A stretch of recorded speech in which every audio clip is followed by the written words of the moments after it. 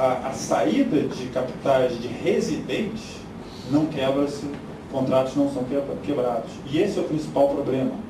Esse é o principal problema. Na verdade, não são indivíduos que mandam dinheiro para fora, que podem mandar legalmente, que causam problema. Na verdade, são as instituições financeiras brasileiras que mandam recursos para fora e que causam uma pressão cambial enorme. Tá? Ou seja, são de capitais que nunca entraram e que saem.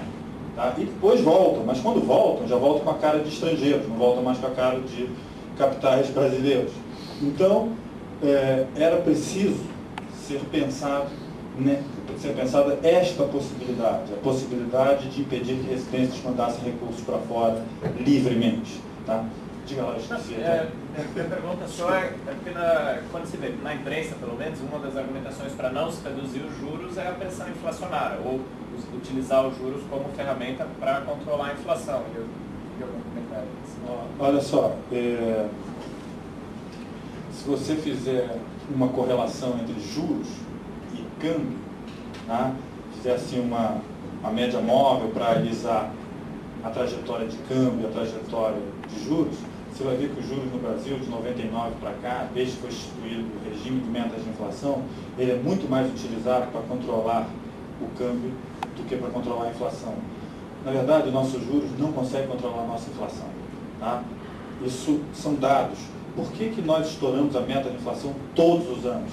Simplesmente porque a nossa inflação é de preços administrados, é de preços que não tem nada a ver com juros. Os juros no Brasil é utilizado para controlar o câmbio. Então, se você fizer uma correlação entre juros e câmbio, você vai perceber, eu já fiz, você vai perceber que existe uma defasagem, os dois seguem o mesmo caminho, existe uma defasagem, que é o seguinte: o câmbio começa a subir, aí logo depois o Banco Central começa a reagir, a levar a taxa de juros.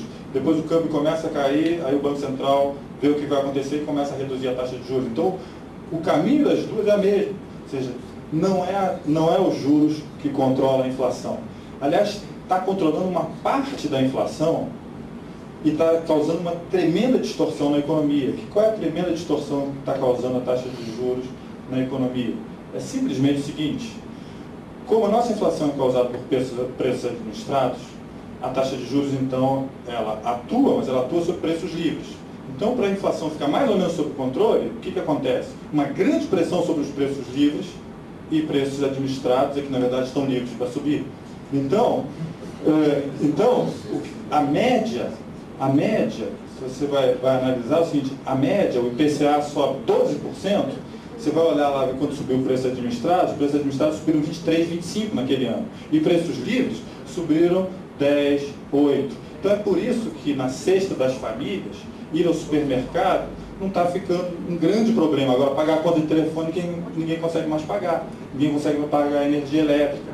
Isso é graças à nossa vontade de controlar a inflação, que é de preços administrados, com taxa de juros. Taxa de juros pressiona os preços livres e deixa os administrados livres.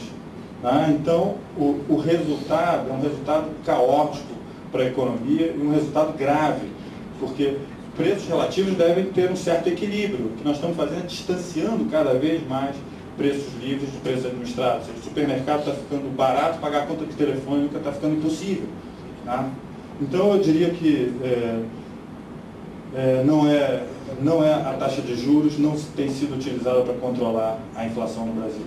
Tá? Embora tenha sido, isso é o que o Banco Central diz que faz. Tá?